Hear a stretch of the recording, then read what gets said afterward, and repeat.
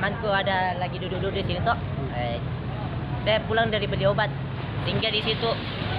Pas saya parkir motor, saya tinggalkan motorku, saya pergi sama temanku. Pas saya lihat dekat itu pohon, kenapa kayak tiba-tiba kayak goyang itu tanah yang dekat pohon itu toh. Ternyata itu mobil yang itu yang kontainer itu sudah lewat, kena itu anunya, yang atasnya sangkut sama itu yang pohon. Mungkin karena kepinggiran mobilnya, ya itu kayunya tersangkut di situ kontainer, jadi rebah itu karena lumayan anu juga. Jadi motor tak kena? Iya, lumayan parah rusaknya karena batang kayu yang besar itu kan langsung kena ya motornya, ada yang nahanin gitu.